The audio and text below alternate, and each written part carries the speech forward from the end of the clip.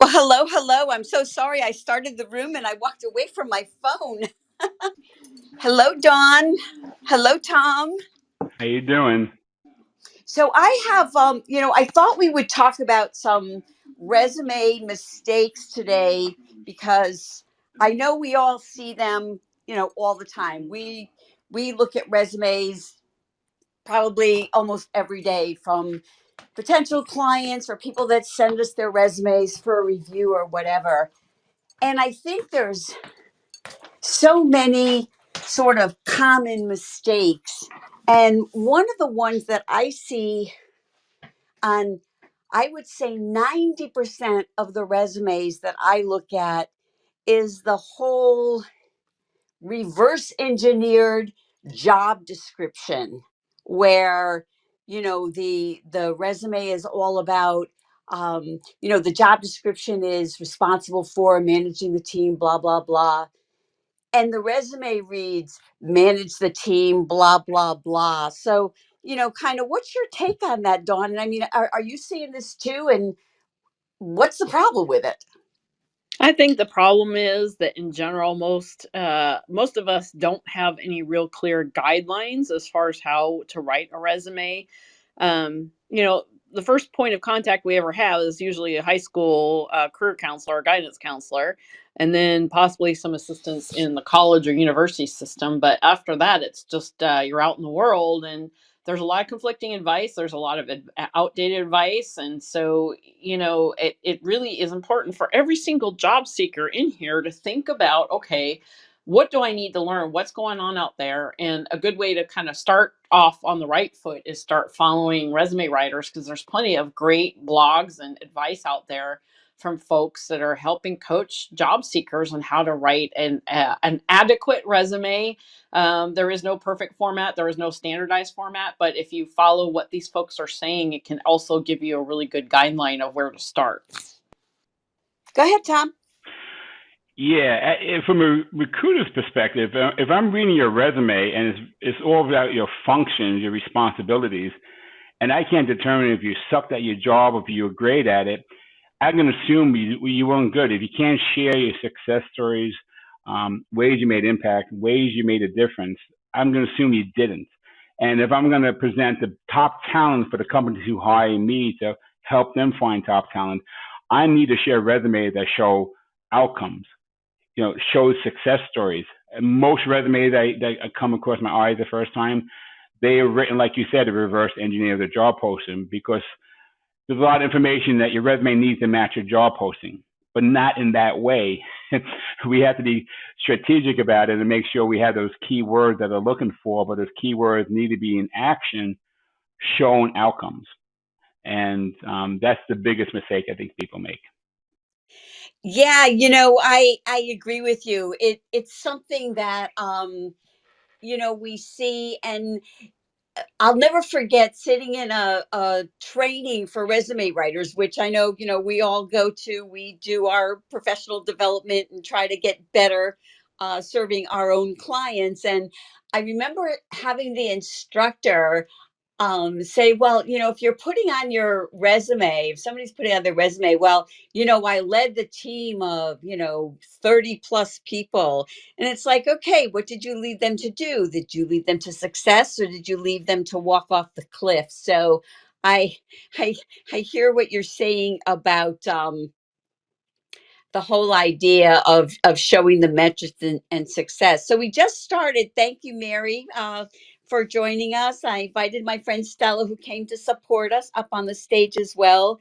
So we just started, Mary, talking about the mistakes we see on resumes. And the first one that I kind of threw out there was this whole reverse engineered job description that we see on so many resumes. I'm responsible for this, and I run the team, and I have the reports, and I create marketing campaigns, but there really are no metrics. And Stella, it looked like you were about to unmic and jump in. And Mary, why don't you give that some thought if you want, and then give us what your take on that. Stella, did you want to jump in, or yeah? No, I No, was just okay. I was just acknowledging you, acknowledging me coming up on stage. So thank you for inviting me. I'll let Mary go first, and then I'll come up with some points too. Okay. Are you ready, Mary? Yeah, I think so. So, I mean, I would have to agree with you. I hate it when people, yeah, like copy and paste the job description and put that as their resume, which happens quite a bit. I know, especially for, I'll just make a comment about people who want to get into tech. And what I see sometimes is that they do that and they don't mention tools or specific things that, like programming languages or, yeah, just certain, like the extent of their involvement in a project, like what specifically they did. It's very generalized as a team or like as a group, it seems. But one, for me too, I think what I dislike or a mistake I think in a resume is, especially if you're more experienced, that the resume doesn't flow in the way that your experiences should be communicating.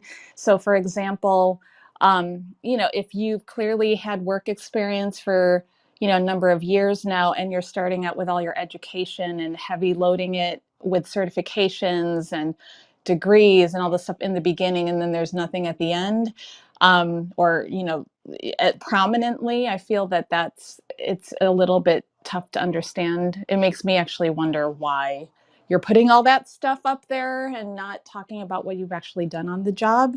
But those are just some things that, I mean, I personally dislike about resumes. And I think just seeing hiring managers, they don't respond to it as well. But yeah, I'm Mary and I'm finished speaking. I appreciate you saying that. And I just want to mention for people in the audience, I am a resume writer, brand strategist. Dawn is the same. Tom is also a recruiter, as well as resume writing. And Mary is a recruiter as well. So, it's always great to get the recruiter perspective as well as a career professional like me. And Stella, what would you want to jump in and say?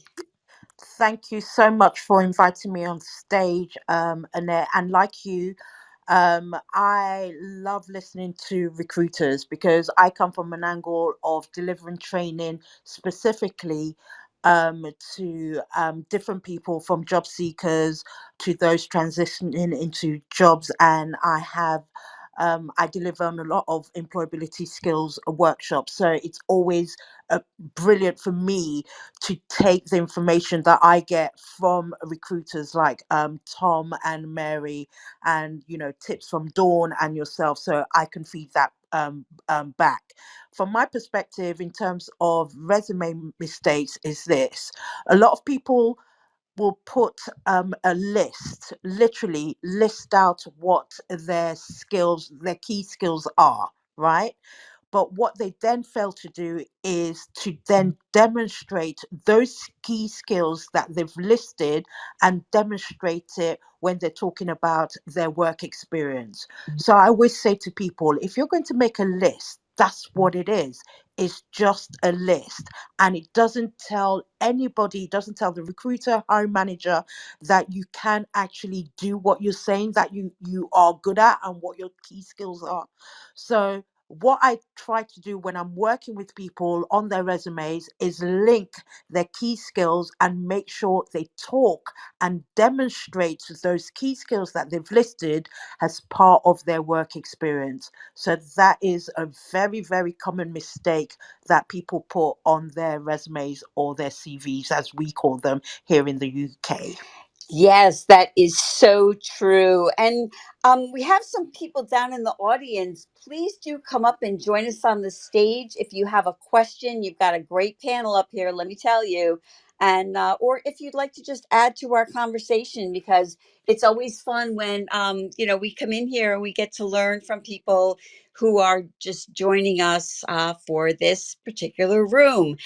Um, I love that whole idea of, demonstrating the skills. And I think that's what comes also from the metrics. And I see resumes that basically fall into two categories. We have resumes from sales professionals. I work with a few sales rock stars, and when they first come to me, they have tons of numbers, 110% of quota, 10,000 increase in revenue, but they don't really have the story behind it. So can we talk a little bit about that, I'm guessing, from what I understand, hearing from recruiters, that they want to also hear, how did you do that? Did you have this huge sale and, beat your quota because you were selling the hot new, whatever it is? Or do you have some kind of special technique? So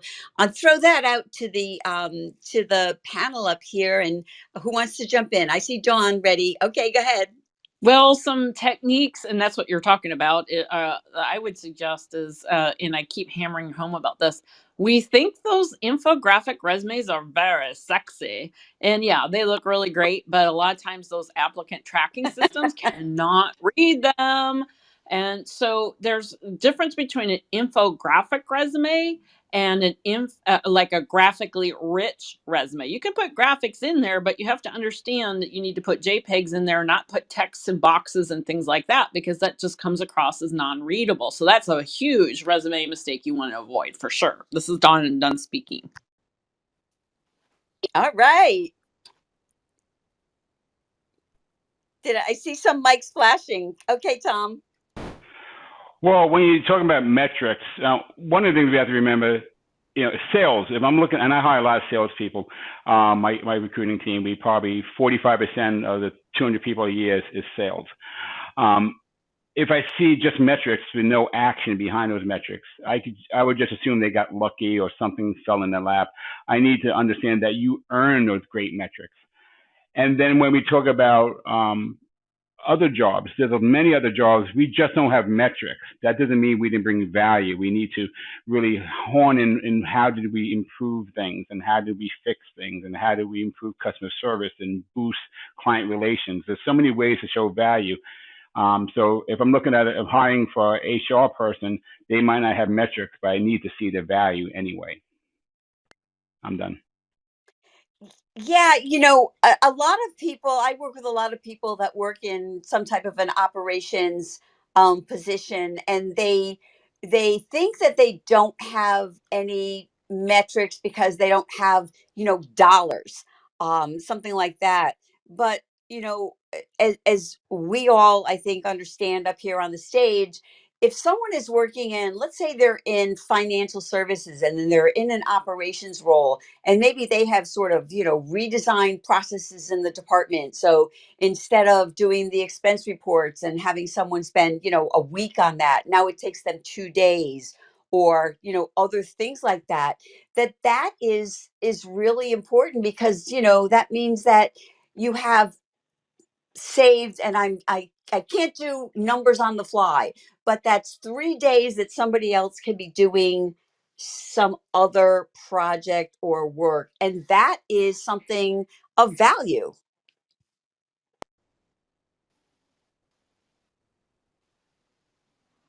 I'm also going to jump in on what Dawn was How did I saying, because I know? was you know me too well, Annette. I was literally, Dawn, flashing you to say yes, because this is what I say to my clients, to people I deliver to. When it comes to ATS, and ATS is what we call applicant tracking system, and I say this: the more boring your CV or resume looks, not sounds, the more ATS compliant it will be. So again, people focus a lot on all singing and dancing CVs and resumes that look so pretty, and it doesn't actually have any value. It doesn't actually have any content. It doesn't actually demonstrate your key skills. So this is what I keep drumming on about. And then the moment I can go into a workshop or into a classroom and say, look, this isn't just me just saying this. We're hearing it from the experts. We're hearing it from the recruiters. We understand how ATS works. And this is what we need to focus in. The second point that I'm going to say is this. I think a lot of people are under the illusion that one size CV or resume fits all, in that they use the one CV or resume to apply for every single job. And what they fail to do, and especially with ATS, is that ATS is focused on two things. ATS is focused on keywords and formatting, right? So, what I mean is this: if you're applying for different jobs, you really need to study the job advert, the job posting, because there are going to be certain keywords that you have to then move over onto your resume or your CV.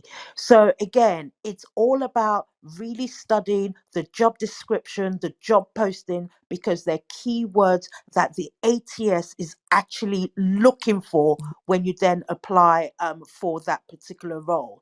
So again, a lot of people always mistake by what Mary said earlier on, by just copying and pasting roles and responsibilities. That's what they are. They're just roles and responsibilities, but they don't actually demonstrate what those roles are responsibility is. That's what your role is to do when you are actually then putting that information down on your CV or resume. I'm Stella and I'm done talking for now. So, I love that. It's so true. And, we moderate together all the time, Stella. So of course, I knew you were going to jump in on that when I heard Don say it. And I was happy to hear Don say it as well. And, we are here talking about resume mistakes, things like reverse engineered job descriptions and these poor formatting choices like infographic resumes. And if you would like to come up and join us on the stage, please do. We are very friendly up here. Or, if you don't have a question and you can share something that worked for you, something that you learned, we always appreciate learning that as well. So, you know, I love this talking about the infographic resumes, because people do, they look them and they say, oh, they're so sexy and pretty. But I love also that what you mentioned is there's no room for content. If you look at these, and we see them on Canva, I believe you can find templates like that on Word, where you go in and there's little boxes where you just kind of put in your information. And so I think it looks, really easy for someone putting together a resume. But there's no room for the content. If you have just a few lines, and you're not able to really share these metrics and accomplishments and stories with them. So another mistake that I see, I think we've all seen this as well, is resumes that just go on forever. The longest I've ever seen when I was recruiting, someone sent it in, it was 8 pages. I think it might have been Dawn or maybe Tom that said they had one in the teens that they saw that many pages on a resume. So, what do y'all think about that? Mary, as the recruiter, what do you think when you see like a 5-page resume? I mean, I think that's a bit much at times, but honestly, I don't think every recruiter is the same. I mean, I tend to spend time with people's resumes because I really want to understand the story. I know that a lot of hiring managers and recruiters, like others, might not do that. It's truly the 30 seconds or the minute that they look at it, and they spend so much time looking, at the top of the page or, very early on. So, I mean, I think for me, I probably would stop to read a 5-page resume, but I don't think that's most people's experiences. I think the shorter the more succinct to capture your most relevant experiences. and ideally, these are relevant experiences that have been happening recently. That's going to be the trick. And just one thing, just this kind of goes back to something that we were talking about earlier. We want the content to be detailed and really talk about what they've accomplished and all this stuff. You really want to really explain it. But I also think, you don't want to go overboard too. Like, you definitely want to give the detail. But that's, the art of writing, right? What y'all do basically to make it, distill it down to the most meaningful ways that you've contributed and like what that impact is. And then the stories, I think, like all that additional detail, that should be for the interview when you're speaking and walking a person through how you actually did it. I think sometimes with these 5-page plus resumes, they put like these long narratives about how they did it, and that's really not necessary. I'm Mary, and I'm finished speaking. This is Dawn. I'll pop in too. And just what Mary said. So, I always say content is king and formatting is queen.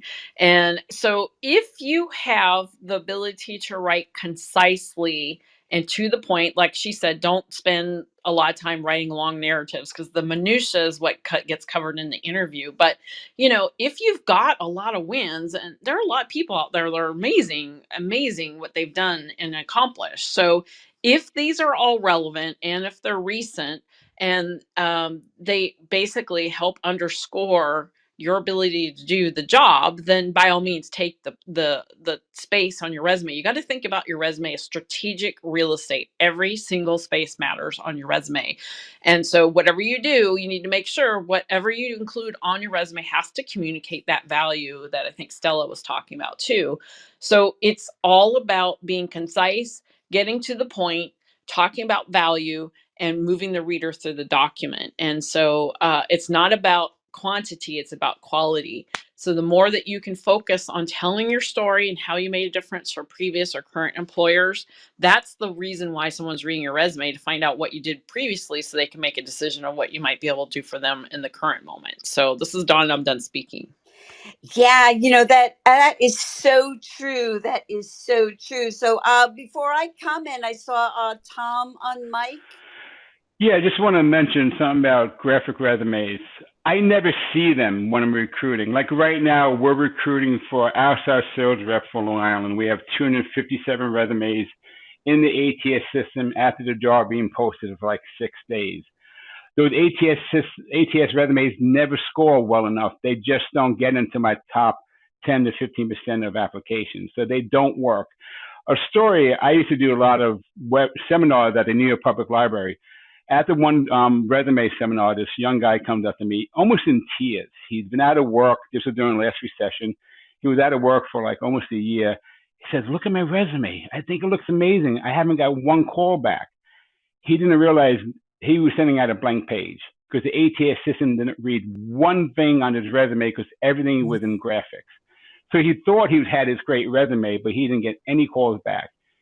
Long story short, he hired me, and within a month, he had a new job. So understand how these systems work, because what's coming out next in the ATS systems is the artificial intelligence and machine learning, where the ATS systems can understand the concepts and the content.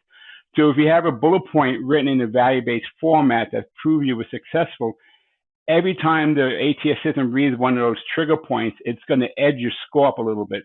So you can improve your score 10 to 12 points if you have a resume that's successfully written, showcasing your outcomes. So we're going to get to a point where we have to write the resume this way. Otherwise, it's going to be very hard to get noticed. I'm Tom. I'm done. Go ahead, Dawn. Sorry, I saw Stella on mic. So go ahead, Stella. Oh, you're so gracious, Dawn. Thank you so much. I think, back to what Mary was saying, what I like to do when I'm actually physically in the sessions talking about resume is to give a visual. And this is what I do. I literally have a stack of paper in front of me just to give a visual of how many how many applicants go for a job, which usually can be anything from 100 to 250, right? And we were in a Clubhouse room earlier on where Amin was talking about 5 million people, 5 million people applying for jobs in Google. Now, can you imagine how many eyes have to look through CVs? Let's even put aside the ATS, because from the most part, when it goes through ATS, it then comes through, through the human eyes. So when people have 3, 4, 5 pages along of CVs and resume, you have to think about the people who are then having to go through the thousands and thousands of resumes. And when I do it as a visual, this is exactly what I say. I just tell people that they've got to, hiring managers, recruiters, or people who have a stack of CVs or resumes in front of them have to find an excuse to narrow down your CVs. They have to find a reason to narrow it down to the best 10 candidates that they're going to call in for an interview. So if they've got 250 people applying for just one job, they will tend to narrow it down to maybe 15, maybe at a push 20 people they're going to call in for an interview. That means they've got to find a reason to reject all the other CVs full of competent, probably very well experienced people, so that if you don't create those first good impressions on that CV, whether or not you're competent, whether or not you're experienced, you're never going to get through that door for an interview. So that's the vision in terms of, one, the number of pages you are putting out for people to go through, and two, the content, the information, and your communication style, to make sure that as soon as the human eyes hit that paper, they are wanting to call you within the first few lines of the top page of your resume. And just think about this. The first half of your resume normally has your personal details and your profile summary. A lot of people are already making a decision as to whether or not your CV or resume is going to be fit for interview within your personal summary, and with making a decision as to whether or not they're even going to continue reading your CV or resume. So that's why it's so important to have that hook, so to speak, on that very top half of your CV or resume. Otherwise, you are given a recruiter, you're given a hiring manager, whoever is reading a stack of CVs, every reason to reject your CV. So that's another thing that people need to think about. I'm Stella, and I'm done talking for now. Oh, I know you wanted. I just have to say one thing. I love that you said that, and have said that to people myself, that when people are looking at the resumes and they have a huge stack, they're looking for a reason to take you out and not include you. And people say it sounds so mean, but I think it is true. Sorry, Dawn, please jump right in there. Well, I guess if I had a nickel for every single time that and I know everybody on the panel, it's on the stage right now, can relate to this. If I had a nickel for every single time someone approached me and says, I really have a very good resume, and they really don't. I mean, you open it up, you're like, you kind of roll your eyes and you're like, okay, send it over. It's like, yep, it's terrible. So the bad news is that everybody is doing a bad job on their resumes. Most people are. I mean, there's always room for improvement. Not too many people really master it. I will say I've met some clients that I'm like, I can't do anything for you. You already did it right. So that does happen. But most of the time, people end up getting overly confident, but then the fact that they're asking for assistance means that they also know in the back of their mind that things aren't right. so that's the bad news, but the good news is everybody else is doing the wrong thing, so you're not much better than anybody else. So So I would just say you have to have clarity. I mean, we've talked about all the things not to do. I mean, you need to have a clear job title headline at the top of the resume that helps let the reader know immediately what you're all about and how does that connect to the external job for which you're applying. You need to have clear keywords in there. You need to talk about a summary of each employer. What do you want the reader to know about your time at that company? And I usually kind of put in the context of scope, scale, and function, so the reader better understands, the context in which you're operating. Then you want to jump into what we've been talking about before. Everybody on the panel here has talked about, you have to show value. You can't just say, I did my job. It doesn't say whether you did a good job or whether you did a bad job when you just leave it like that. You actually have to show how you move the needle. And that's what employers are looking for. I talked earlier about showing value, and that's what you absolutely must do. You also have to make sure you include professional development to show that you are someone who's hungry to learn and you're on top of your game. You're a thought leader. You have something to contribute from the knowledge and skills that you're gaining through your professional development. And then also just having that connection to professional industry organizations, so your network, that you are part of this industry, you embrace it. Those are all things you absolutely have to have on your resume or CV for that matter to really show that you've got a lot going on and you are there and well prepared to help the potential employer. So this is Dawn and I'm done speaking. Yeah, that's so true. And one of the things that I think about as well is people often think about, we've all been talking about this showing the value, the resume needs to be a marketing tool and et cetera, et cetera. And people still often think of their resume as an employment history. These are the jobs I've had. This is how many years I've been sitting at that desk doing that job. I have 15 years experience, and think that that's somehow going to get them the job. But I also try to express to my clients that you want to have your resume be forward looking. So you want to be focusing on the things that are relevant to your target position. And we were talking about this a little bit earlier, Stella and I. And you want to focus on the skills and the achievements that are going to be relevant to your target position. So, particularly if you are changing careers and doing some kind of a pivot, and you've been working on social media and maybe some project management, and you want to do strictly project management, that you're going to want to focus on that area. So, any other thoughts on that whole idea of just that whole looking forward and not having what I think of as kind of that tombstone resume?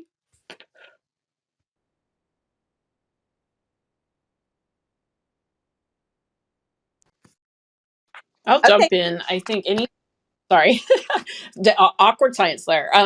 Anyway, so I would just say that, being engaged in your industry, I already touched on this a little bit about professional development, but that's the forward looking stuff. And I always encourage clients when I'm talking to them that, it's not just a resume addition or update exercise, but you should really be looking at those industry conferences that are forward facing. So you can leave your job, go to that conference or go on Zoom, whatever ends up working these days, and learn things that are kind of like the cutting edge stuff. And so those are the thought leadership conferences. So then you can come back to your company, while you're at the conference. Meanwhile, work continues on, the company chugs along. And then you come back and then you have some new ideas and new applications. You can be that driver, that forward facing driver that can help the company evolve to meet either future business challenges or even capitalize on business opportunities that can beat out competitors. So if you want to be forward facing, it's really critical that you are always engaging in the professional development process. This is Dawn. I'm done speaking. Yes, I so agree with you. And I will say, I know that you also, you walk the talk, don't just talk the talk, because we do a lot of conferences and professional development, together. But that is true, that you have to be, the more you show that you're engaged in the industry, I would think that that would make a difference to recruiters as well. What do you say, recruiters? Yeah, definitely. And sometimes LinkedIn is a great place to show that extension of, you know, continuing education and things you've done outside of the workplace to support your own career. So I think sometimes you can't fit on a resume. The challenge too also is sometimes job postings. I can look at a job posting for a CEO and it's the job posting is basically a page. You can look at another job posting and it looks like they want like 120 skills on top of all these other great things. So sometimes these job postings can make it very difficult. But one thing with job postings, they are typically written in order of relevance. So things to the top of the job posting are more what they're looking for. And then as they keep adding things at the bottom that's less relevant in most cases, just as a little tip. So, this isn't specific to resumes, but, I have read recently, I think it was last fall, that some companies, it was when people were really talking about the great resignation and people were leaving their jobs in droves. And there were a couple of articles that I saw talking about the applicant tracking software systems, the AI, as being, sort of not written really to the job. And in one of the things that was cited was the idea that some jobs really did not require the person in that job to have a degree. So it might say, looking for a bachelor of science or something like that, but it really was not important. And people were being, discounted by the ATS because they did not have a degree when it really wasn't important. And that job descriptions were being, some companies are trying to sort of rejigger the job descriptions to be more reflective. And, I'm curious about, your all thoughts about that, and, what you've seen in terms of that. Tom, I see you're on mic. Did you want to jump in? Yeah, you're seeing a lot of companies where they have qualifications and then they have another category that's called preferred qualifications. So the reason for that is the preferred qualifications, if you have them, you're going to get a higher score basically in the ATS system. If you don't have them, you're not going to be counted out. With the ATS system, it helps the recruitment team. It really does. Right now, we have 247 resumes for one job. We will not read 247 resumes. It'll be a waste of time. So the ATS system helps us spend time on the best fit resumes. Now, number 200 could be the best person for the position, but the resume didn't improve it. So a lot of things goes into the resume, but more and more companies are looking at education as a preferred qualification instead of a requirement. So I haven't seen a big change in that over the past couple years when I look at job postings. I just wanted to add that. So my question then is, say if I'm applying for, a director of marketing position, and, Bachelor of Arts is listed as a preferred, will that still though count against me if I don't have that? And, the people at the 50 percentile all above me have it and I don't. So that would still pretty much eliminate me, right?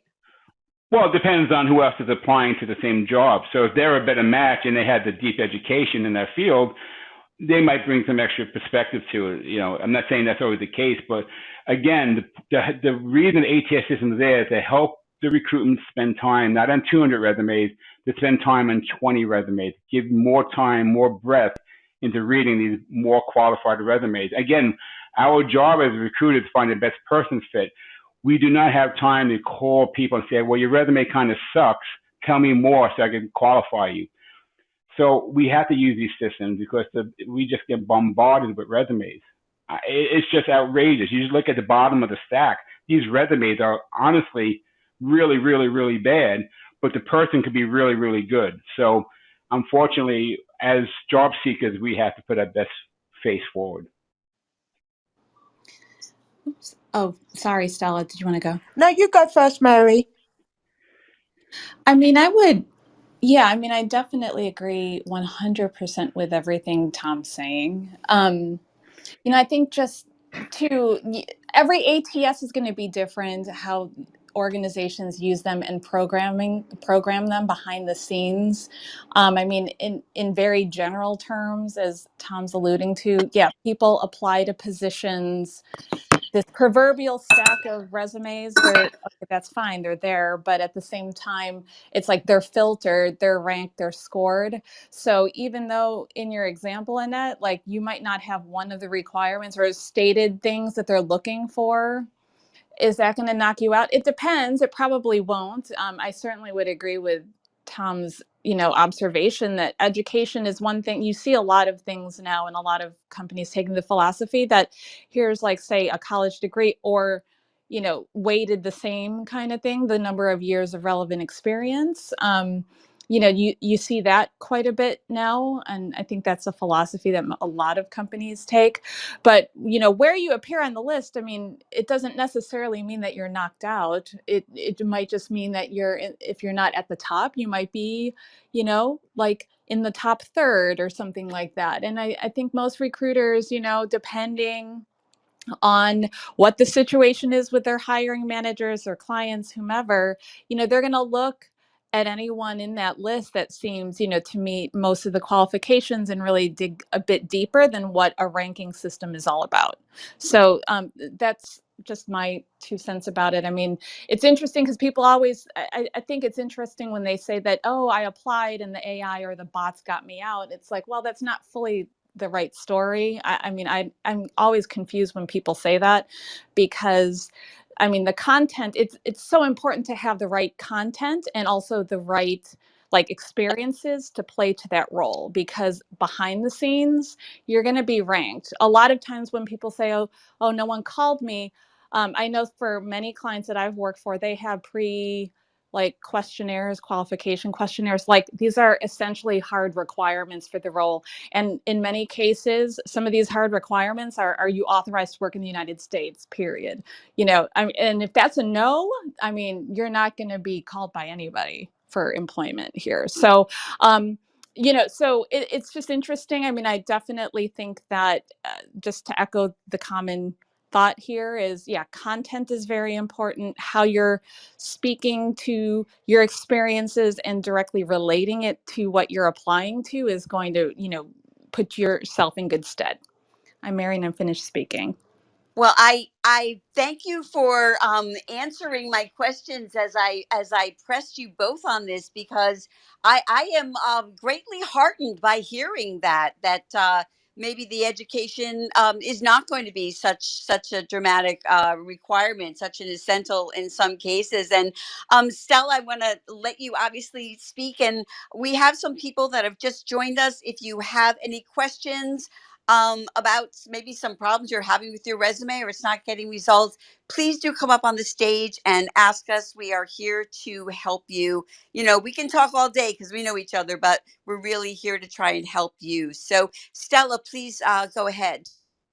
I'm just honestly really enjoying this discussion and really listening and taking on board what Tom and Mary are saying with regards to education and how, again, that plays and ties into the ATS system.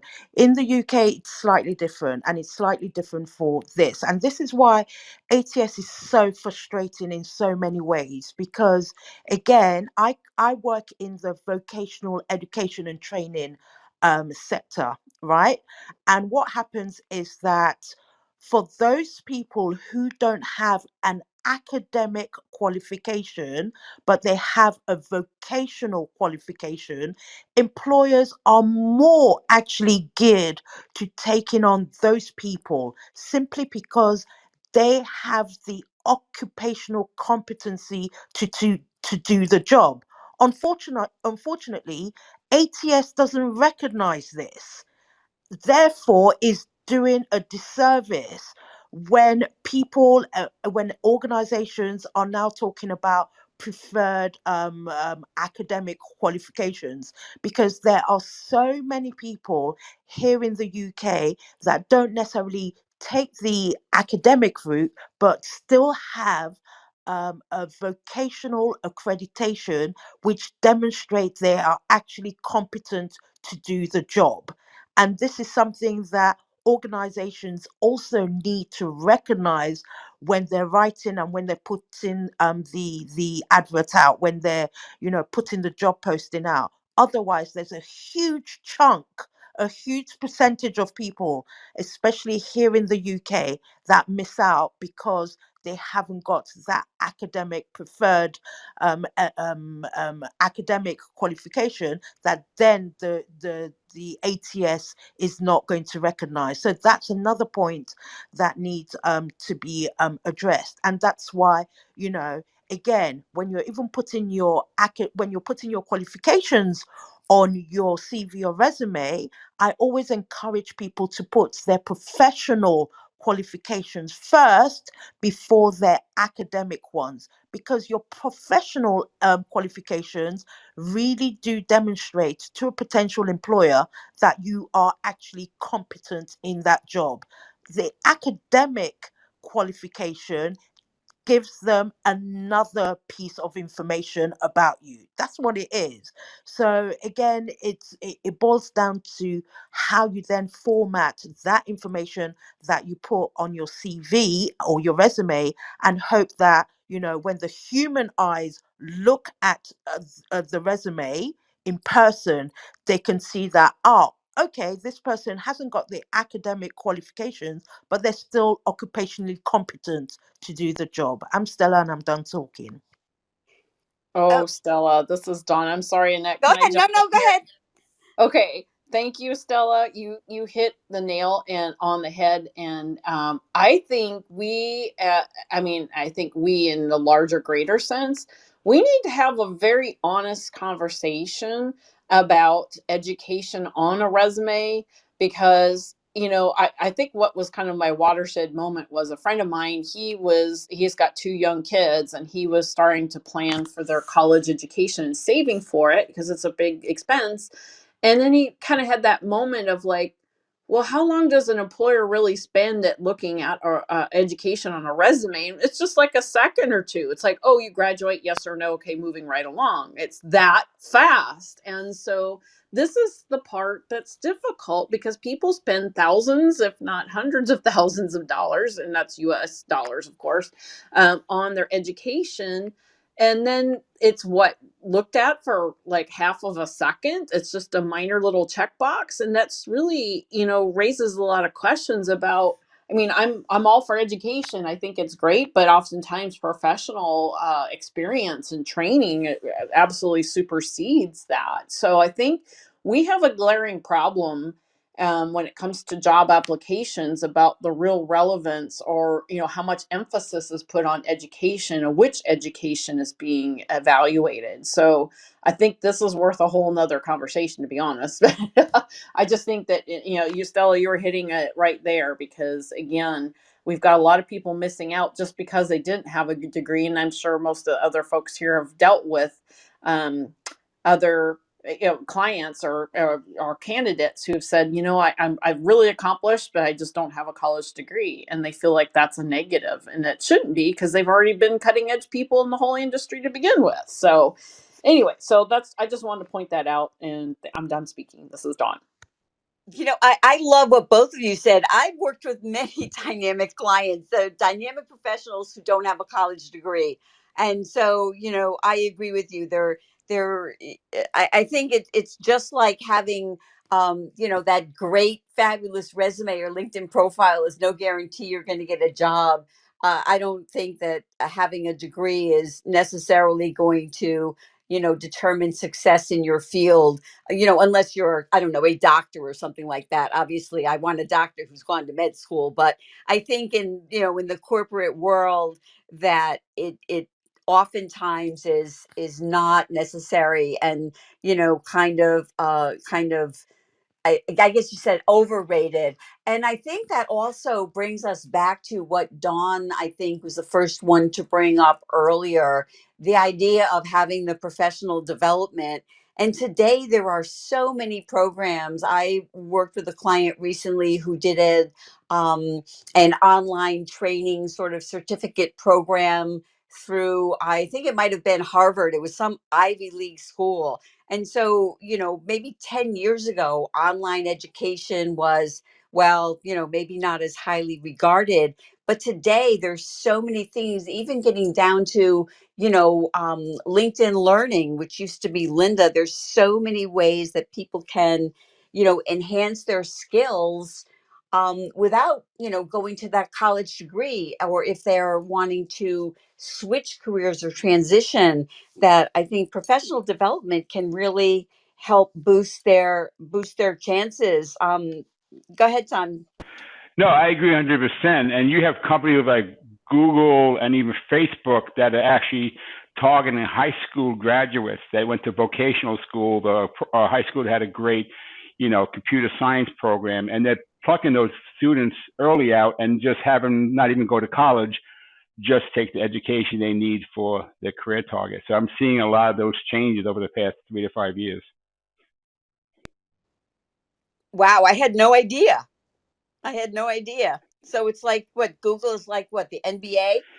Well, in the terms of what they need, yeah. I mean, and then Google has a whole training program, so they learn the skills they need, and they're not going to college, and then they're getting great jobs at Google. I mean, and companies like that actually taking kids right out of high school. There's tons of articles on that.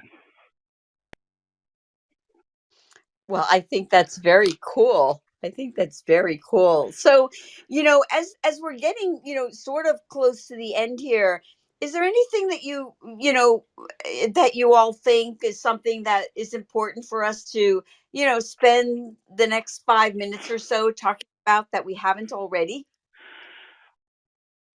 Well, I would just like to add, finding a new job could be the most exciting time of your life. You get new beginnings, new opportunities. We keep talking about things that are bad and stuff, and we kind of maybe sometimes scare people. But you got to remember, this is a great time of your life. You can be finding a new place, a new career, moving up, whatever it is. This is an exciting time. So treat it as such. Try to get the best of you on the 1 to 3 page resume, and just be proud of where you've been and what you've done, and just have this positive approach, because it is scary out there, and it can't be all doom and gloom. This is a great time in your life. I'm done. I love that you said that. And I was in that Clubhouse room earlier with Stella, and the guest that we had was talking about being grateful for every step of the way. And if you are trying to get into, let's say, Google, because we just, brought that up, you're trying to get into Google, but maybe you just have, a call with a recruiter contacts you, and it doesn't go any further, but be excited and grateful that the recruiter contacted you. And then if you get an interview, be grateful and excited and see that as progress and something to celebrate. And it really was quite I don't know if I'd say eye opening, but a wonderful reminder to me that, each step of the way, and whatever you're doing, every step that you take, that we really should be, celebrating the successes that we have. And so I love that you said that, because it just reminded me of that, conversation from earlier today. Anything else we can just toss around a bit before we're winding down? Can I just say again, from what I'm hearing, it is so clear to me that if people are having anxiety or worries about their CVs or resumes, come to these kind of rooms, come, approach career coaches, approach mentors, approach people in the industry that you are looking to work into, because so many people will, will add value to you, will give you advice, will stop and support you.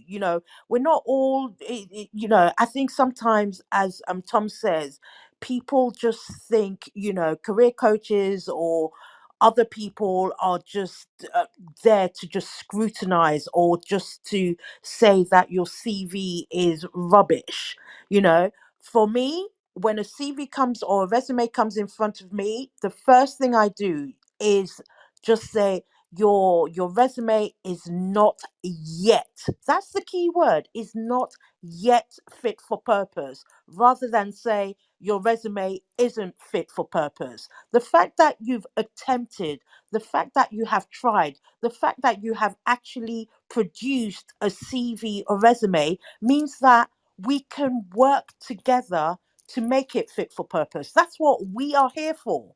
That's what we've gone to do our training on. That's what we are accredited to do. So sometimes, for all the doom and gloom there is out there when it comes to employability skills and, putting your CV into 2 pages and what have you.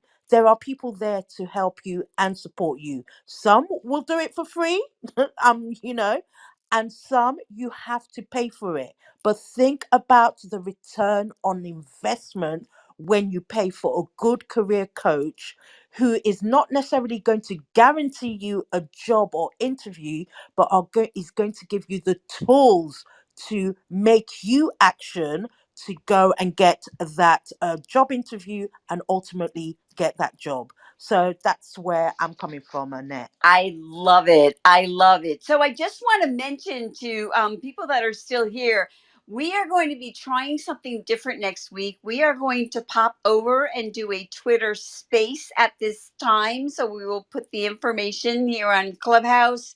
But we're excited to just, try something new for a little bit. And let's just go around the room and let everybody know, are you open to connecting with people on LinkedIn? What are you doing, in the next week or so? You want to start, Dawn, and we'll just work our way around? Sure. Dawn Rasmussen. I'm with Pathfinder Writing and Career Services. I speak a lot, and actually, I've got a large contract I'm now working on, doing a series of different workshops with a very large space industry tech union. So I'm pretty excited about that. This is Dawn and Dunn speaking. I'm Tom Powner. Anyone can connect with me on LinkedIn. I don't turn anyone down. Well, I shouldn't say that, mostly. And what I'm doing lately, I start my next NCOPE, the certification course on LinkedIn for our industry. I start teaching that next month. But find me on LinkedIn. That's where I hang out most of the time. My name's Mary Despe. I'm a recruitment consultant. I'm currently working with Deloitte Digital for various tech, and data science, and AI positions. I am speaking at Agile Charleston's meetup. When is that? March 9th. And if you're interested in that, connect with me on LinkedIn. Happy to share information. The topic is just tips on successfully making a career pivot and just things to consider when you're planning that. And you, Stella? Oh, thank you. I always leave it, and respect the room and respect the moderators. So I didn't feel it was my place to say anything other than congratulations, Dawn. That is so exciting that you've got that gig, and good luck.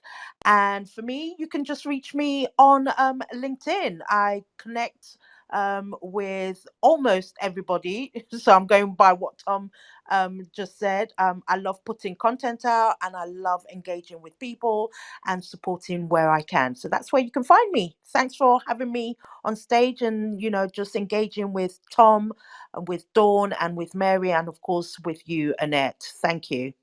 Well, I'm so happy to see you. Thank you for stopping by and supporting the room. And to my fellow moderators, I'm so happy that you come back here every week and moderate with me. So I'm Annette Richmond, and I am a resume writer and brand strategist. So I should say personal brand strategist.